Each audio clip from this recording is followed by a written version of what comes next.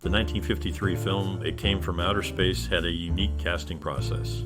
Richard Carlson, who played the lead role of John Putnam, was selected for his ability to portray an Everman character with a sense of curiosity and determination. Barbara Rush, cast as Ellen Fields, brought a strong presence to her role, balancing both the romantic interest and an intelligent counterpart to Carlson's character. The director, Jack Arnold, sought actors who could handle the science fiction elements with believability, ensuring the audience would be engaged by the otherworldly plot. Auditions were thorough, with actors reading multiple scenes to find the right chemistry among the cast. Key moments during screen tests helped determine the final selection, with the actors' ability to connect with each other and react to the unseen alien presence being crucial for their roles. The casting was pivotal in bringing the story to life, with each actor fitting into the vision of a small town encountering the unknown. In the 1953 film, It Came from Outer Space, director Jack Arnold's vision was to create a thrilling and engaging story about an alien encounter that felt real and possible. Arnold was known for his ability to tell stories that made the unbelievable seem believable. His approach often involved using the desert landscape to create a sense of isolation and suspense. He worked closely with the cast and crew to develop a shared understanding of the film's goals, ensuring everyone was on the same page. Arnold's style was straightforward, focusing on clear storytelling and strong character development. He was influenced by the science fiction of the time, which often explored themes of fear and curiosity about the unknown. The collaboration with the cast and crew was key to Arnold's success as he encouraged input and creativity from everyone involved. This teamwork helped bring the film's unique story to life in a way that captured the imagination of audiences and made them think about the possibilities of life beyond Earth. It Came from Outer Space is a 1953 film that takes you on a thrilling journey as a mysterious object crashes in the Arizona desert, leading to a series of strange events. People in the town start acting differently, and it's up to a local astronomer and his fiancée to uncover the truth. The movie is known for its pioneering use of 3D effects in cinema and has a mix of funny, shocking, and sad moments that have left a lasting impression on audiences. Now, I'd like to ask you, do you recall a moment when this movie brought joy or surprise to you? Which character's journey did you find most memorable? And for those of you who hold this classic film close to your heart, we'd love to hear about your experiences. Share your stories and memories with us in the comments below. Your personal connections to this film make the adventure all the more special. In the 1953 film, It Came from Outer Space, the production team faced several challenges. The movie was one of the first to use 3D technology, which required 2 cameras to film each scene. This made the cameras heavy and hard to move, so the crew had to be creative with their shots. They filmed in the California desert, which looked like another planet and was perfect for this science fiction story. The heat and remote location made it tough to get equipment and people to the set. The team built unique sets that could be used for both 2D and 3D filming, saving time and money. They also used new ways to create special effects like rubber suits for the aliens and a mirrored ball to make a spaceship. These techniques were new at the time and added to the excitement of the movie. The 1953 film, It Came from Outer Space, presents a story where a spaceship crash lands in the Arizona desert, witnessed by only one man, John Putnam. Despite his certainty of an alien invasion, his claims are met with disbelief, leading him to an obsessive quest for proof. Upon investigating the crash site, Putnam encounters the alien beings and learns of their intentions. The film features Richard Carlson as Putnam, whose performance is commendable, though his character's repetitive efforts to validate his encounter can feel monotonous. The narrative starts slowly, with extended dialogue scenes that contribute little to the plot's progression. However, the design of the aliens is a highlight, with their unique, rock-like appearance, singular eye, and protruding tentacles, making them a memorable addition to alien portrayals in cinema. Their introduction and the film's concluding scenes are particularly engaging. While the movie has its shortcomings, including some uninspired scenes, the distinctiveness of the aliens, and a few well-executed moments provide enough merit to make the film an interesting watch, albeit not outstanding in its genre. The music for the 1953 film, It Came from Outer Space, was composed by Henry Mancini, Herman Stein, and Irving Gertz. These composers worked together to create a score that matched the suspense and otherworldly atmosphere of the movie. The music sets the mood for the scenes, whether it's the mystery of the unknown or the tension of the chase. It uses their men and other instruments to give a feeling of space and the unknown. The soundtrack plays a big role in making the audience feel the emotions of the characters and the drama of the story. The composers and musicians put a lot of effort into making sure the music told the story just as much as the actors in the script. In the early days of television, a show about a dog named Rin Tin Tin quickly became a favorite, capturing the attention of 1/3 of all viewers. It was second in popularity only to the Walt Disney Show.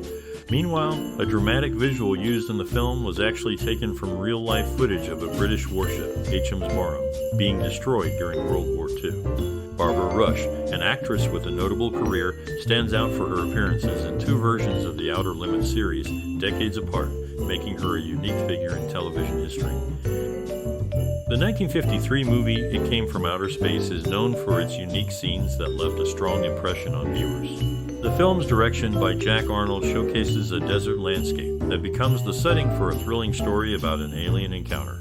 The actors, including Richard Carlson and Barbara Rush, deliver performances that convey the fear and curiosity of meeting the unknown. The cinematography uses shadows and light to create a sense of mystery and suspense, especially in scenes where the alien's presence is just out of sight. These elements work together to draw the audience into the story and feel the tension of the characters. The filmmakers and actors have shared that they aimed to make a film that was both entertaining and thought-provoking, exploring themes of fear, understanding, and the potential for peaceful coexistence with other life forms. Their efforts resulted in a film that is still talked about today for its creative storytelling and visual style. In the vastness of the Mojave Desert, the unique Joshua trees stand tall, their creamy blossoms a stark contrast to the arid surroundings. These plants, which are more akin to lilies than trees, add a touch of beauty to the harsh landscape. This setting inspired a story element in Stephen King's work, where the desert itself seems to sing. Meanwhile, Russell Johnson, known for his role in a popular comedy series, faced a peculiar situation with the show's theme song. Initially not mentioned by name, he and co-star Dawn Wells were later included after a strong push from the cast, highlighting their importance to the show. The 1953 film, It Came from Outer Space, had a significant effect on both culture and society. It was one of the first movies to show aliens coming to Earth not to harm, but out of curiosity, which was a new idea at the time. This movie made people think about life beyond Earth and how we might react to it. It also showed how fear can make people act unfairly towards those they don't understand. The film's use of 3D technology was new and exciting for audiences, adding to the thrill of cinema. It influenced other movies and stories to explore similar ideas, making it a key part of science fiction history. The film stands out for its seamless blending of actual desert road scenes with studio-created settings, offering a consistent and believable backdrop. This technique was ahead of its time, providing a smooth visual experience that kept viewers engaged. The influence of the film extended beyond cinema, inspiring a Greek pop duo to name themselves after a phrase from the script. Their music reached audiences in the United Kingdom, leaving a unique mark on pop culture. Additionally, the film featured Barbara Rush, an actress trained at the Pasadena Playhouse School for Performing Arts, known for its rigorous training and contribution to the arts. The 1953 film, It Came from Outer Space, was well received for its innovative use of 3D effects and its story. Critics praised the movie for its suspense and special effects.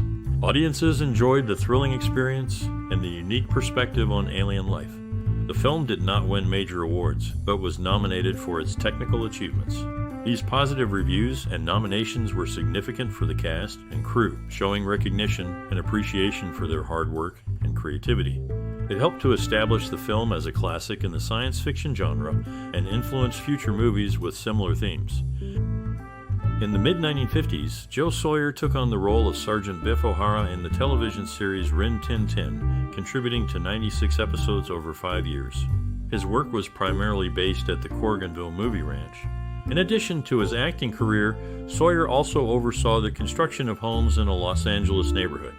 Meanwhile, Barbara Rush, another actor from the same era, completed her education at the University of California, Santa Barbara, 4 years prior to her involvement in the film. Notably, this film distinguished itself by breaking the conventional placement of credits, opting to present them at the end instead of the beginning, a practice not commonly seen in its time.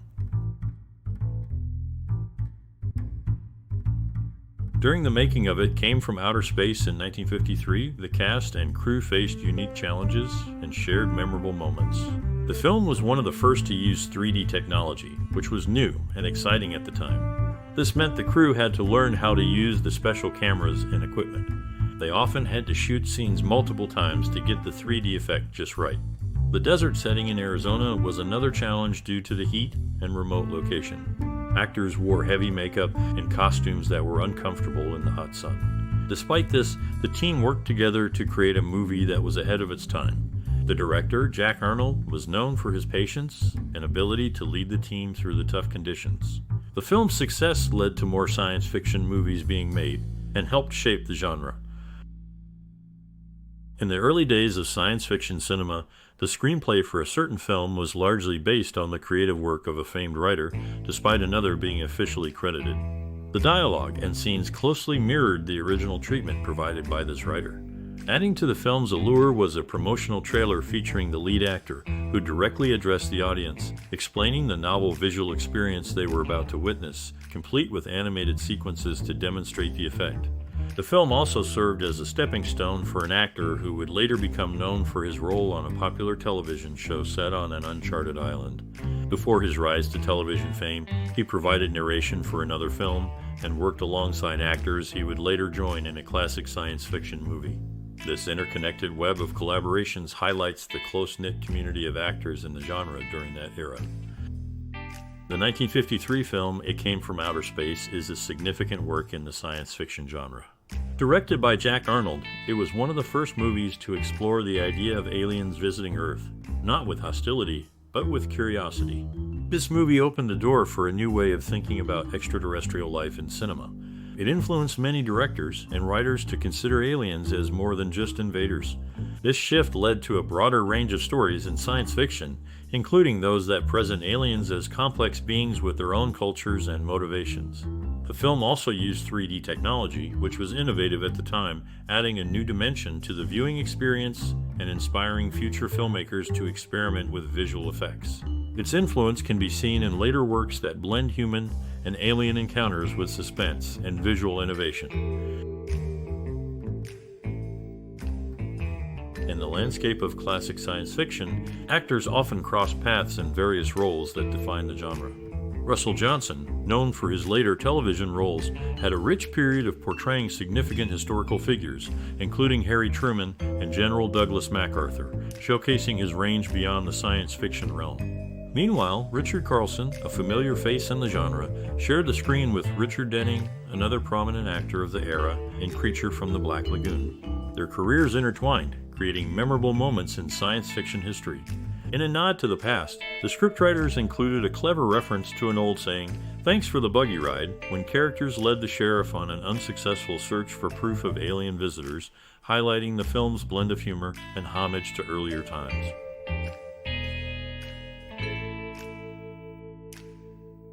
Before his acting career took off, Russell Johnson served his country in the Air Force.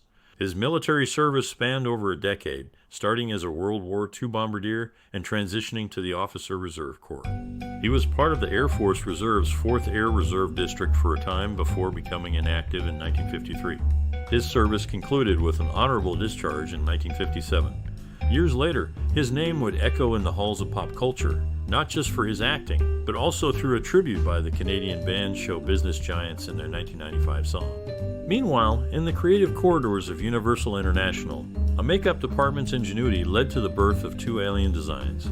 One design, initially passed over, found its destiny as the memorable mutant in the 1955 film This Island Earth. In the early 1950s, Victorville, California served as the backdrop for a classic film. The Mojave River Narrows provided a stunning opening aerial view, with the camera panning over the town from the northwest along D Street.